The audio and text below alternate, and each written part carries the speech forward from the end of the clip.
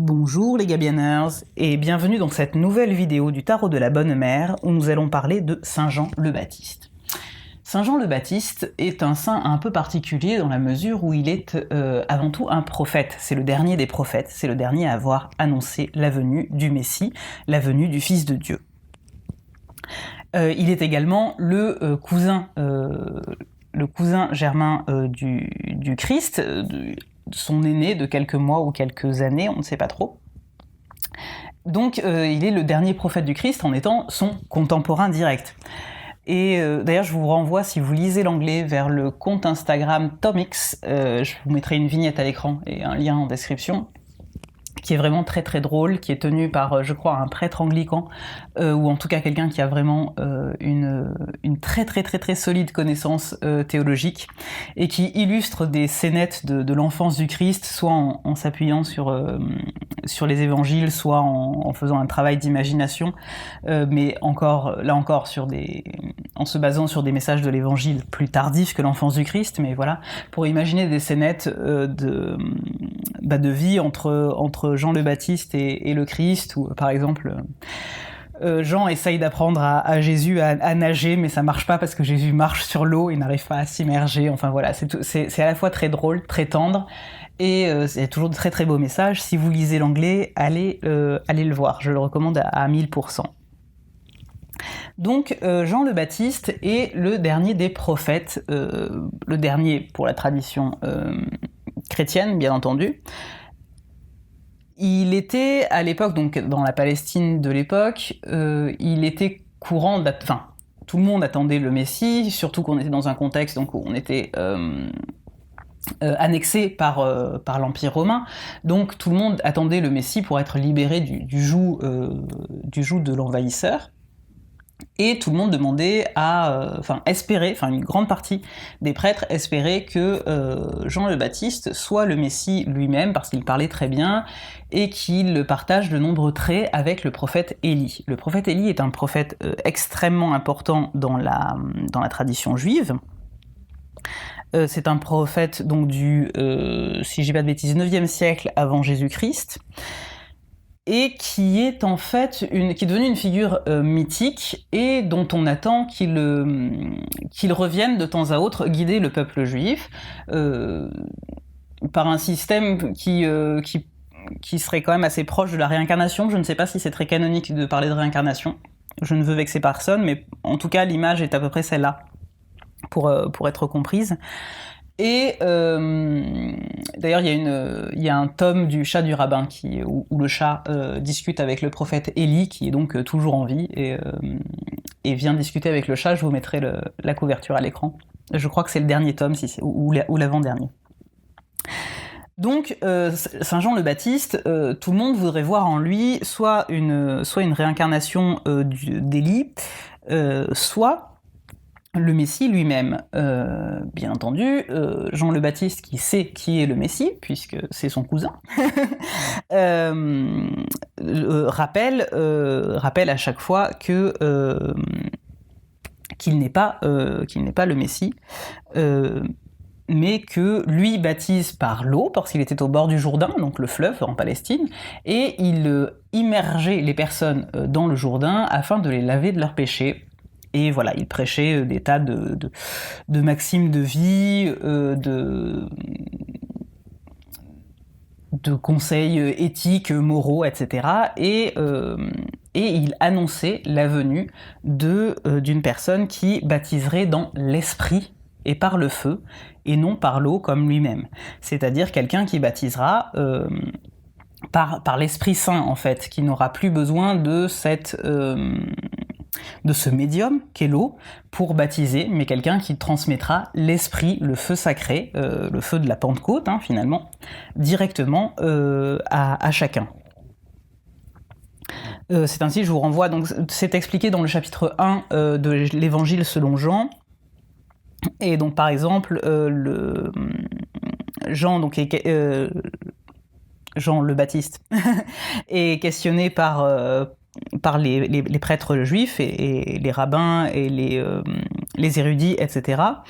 Et donc il répète à plusieurs reprises qu'il n'est pas le Messie. Et il dit « Voici l'agneau de Dieu qui enlève le péché du monde. C'est de lui que j'ai parlé quand j'ai dit « L'homme qui vient après moi est plus important que moi, parce qu'il existait avant moi. Moi, je ne le connaissais pas, mais je suis venu baptiser dans l'eau pour le faire connaître au peuple d'Israël. J'ai vu l'Esprit Saint descendre du ciel comme une colombe, et il est resté sur Jésus. Moi, je ne le connaissais pas, mais Dieu qui m'a envoyé baptiser dans l'eau, c'est lui qui m'a dit « Tu verras l'Esprit Saint descendre et rester sur un homme, et c'est lui qui baptise dans l'Esprit Saint. Moi j'ai vu et j'en suis témoin, cet homme-là, c'est le Fils de Dieu. » Voilà, donc c'est ainsi, Évangile selon Jean, chapitre 1, versets 29 à 34. Moi c'est toujours la traduction Parole de vie de 2017 que j'utilise. La plupart du temps en tout cas. Donc on voit que Jean le Baptiste exprime la sainteté du Christ, le fait qu'il soit le Fils de Dieu, et qu'il vienne donc baptiser dans l'Esprit Saint, par l'Esprit Saint, avec cette grâce divine supplémentaire, puisqu'il est le Fils de Dieu, ce que Jean lui-même n'est pas. Mais il n'est qu'un prophète et quelqu'un qui essaye d'avoir une vie vertueuse. C'est justement pour cette... oui, petit aparté, c'est pour ça que c'est en souvenir de Jean le Baptiste que les chrétiens sont toujours baptisés dans l'eau et lavés de leurs péchés grâce à ce finalement pré-baptême avant de recevoir la lumière du Christ par l'eau. Et c'est donc cette idée d'annonce, de renouvellement, de purification des péchés, mais aussi des émotions, des mémoires, etc. Toutes ces choses négatives qui nous lient à des passés ou des passifs dont on veut se dégager. C'est cette imagerie-là que j'ai repris dans la carte. C'est pour ça que c'est le servant de calice, donc qui est l'équivalent du valet de coupe dans le tarot de Marseille traditionnel. Vous voyez que je les ai orientés du coup dans le même sens. Hein. Ils regardent tous les deux vers la gauche. Et voilà, c'était vraiment cette idée de modification, de purification de pensée, des cœurs, des actes, d'annonce de la rédemption, etc. On voit que ici dans le Dodal, la coupe est cachée. Il y a quelque chose d'encore caché à la vue, mais qui est en mouvement et qui va vers le passé. Si on adopte une lecture de l'image traditionnelle, disons dans le sens de lecture courant en Occident, où le futur serait par là, le passé est par là, vers la gauche, on sent qu'il va vers le passé apporter quelque chose, apporter un liquide, purifier quelque chose, et c'est exactement ce que fait Saint Jean le Baptiste dans la tradition et sur la carte. Voilà. Je vous ai mis à l'écran de toute façon des images de Saint Jean le Baptiste plus habituelles, puisque moi je n'ai que celle-ci dans ma collection, j'en suis extraordinairement fière parce qu'elle est extraordinairement rare. et c'est vraiment, je fais un petit aparté du coup pour vous parler justement de ma collection d'images pieuses et les raretés et les très belles émotions qu'on peut avoir quand on fait ce genre de collection. C'est que voilà, elle a l'autorisation d'imprimer de cette image-là date de décembre 40. Et c'est une image de Saint Jean-Baptiste, donc dédiée avec au verso une intention de prière dédiée aux prisonniers de guerre. Donc on voit aux uniformes que c'est plutôt des prisonniers de guerre français. Voilà, et c'est Saint Jean-Baptiste parce que on le prie, parce qu'il annonce justement la fin de ces souffrances-là, la libération des prisonniers. On l'espère en tout cas.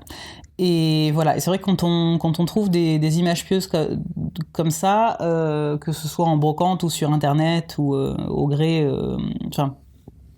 voilà, souvent on trouve des lots et on ne sait pas ce qu'il y a dedans sur internet en tout cas, et quand on a la chance de trouver quelque chose comme ça, c'est toujours beaucoup d'émotions parce qu'on pense à toutes aux gens qui l'ont tenu avant, à savoir est-ce que la personne qui l'a tenu avant moi avait un frère, un père, un ami qui était prisonnier de guerre à l'époque,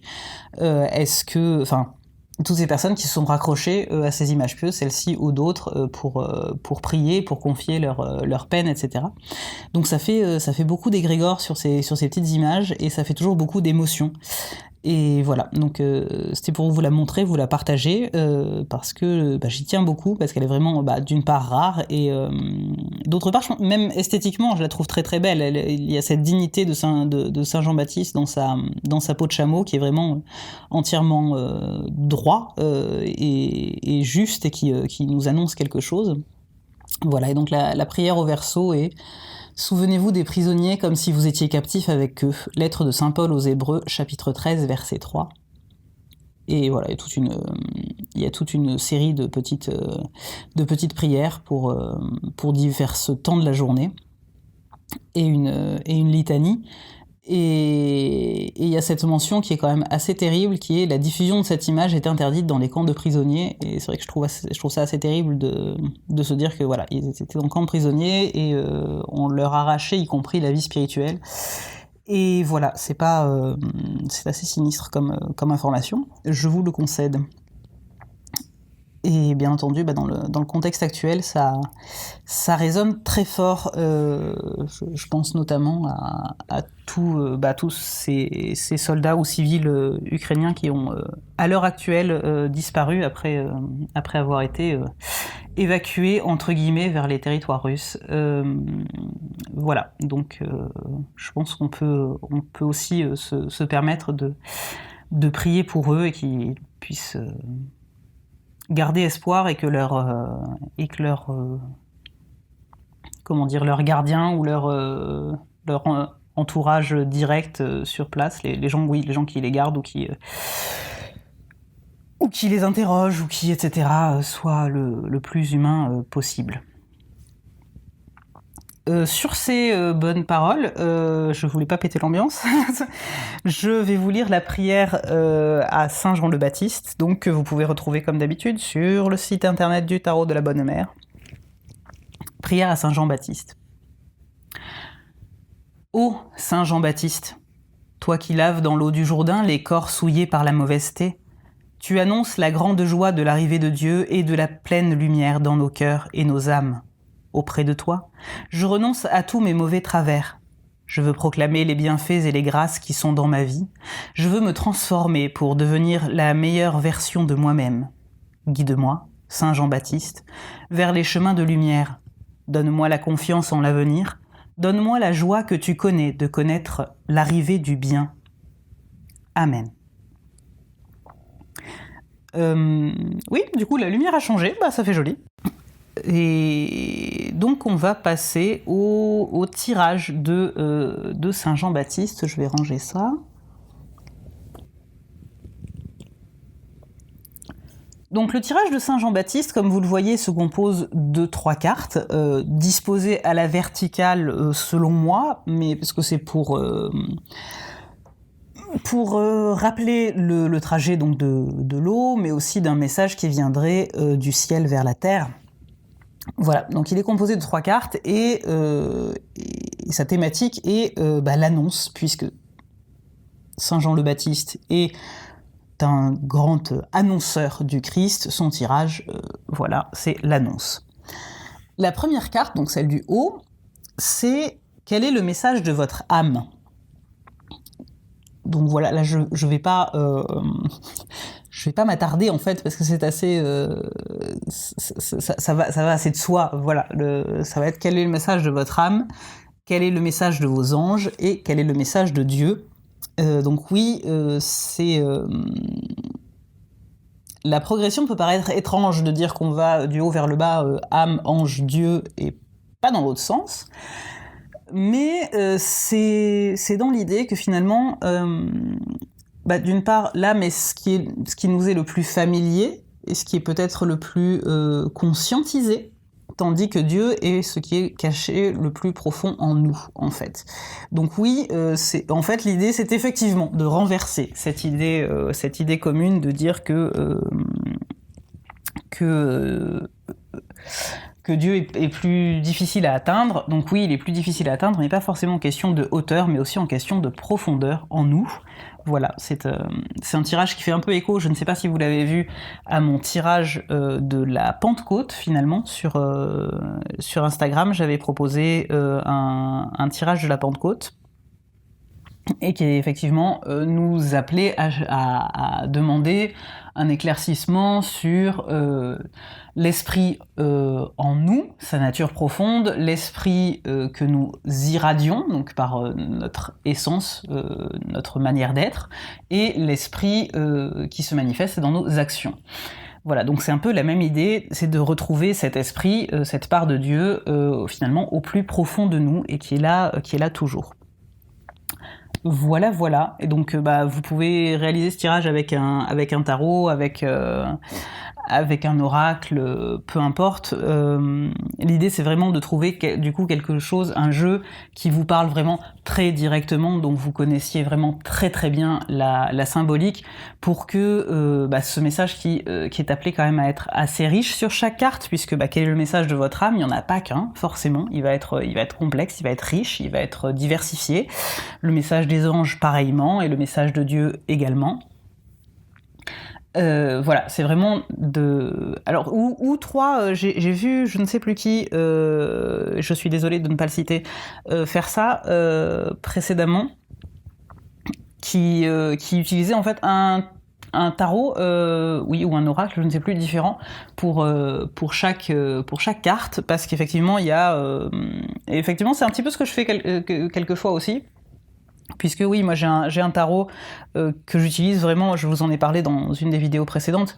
Il y en a un qui est très fortement lié à mon enfant intérieur, qui est fortement lié à ce que j'appelle la paix de l'âme, donc on va dire ce qui est juste pour l'âme, ce qui lui permet d'être en équilibre. On peut utiliser un tarot des anges pour le message des anges, et encore autre chose pour le message de Dieu. Ça peut être aussi très intéressant comme pratique.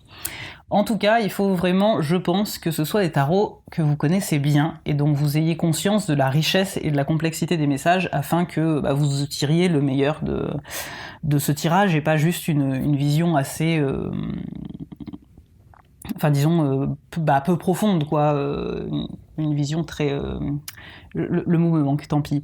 Très superficielle, voilà. Une vision très superficielle du message. Il vaut mieux que ce soit quelque chose que vous puissiez aller fouiller en termes de symbolique et de compréhension. Voilà, écoutez, je pense... Écoutez, pour une fois, j'ai l'impression d'avoir été claire alors que j'ai fait des grosses digressions, donc vous me direz. Je vous remercie encore et toujours d'être nombreux à regarder ces vidéos et à me suivre sur Instagram.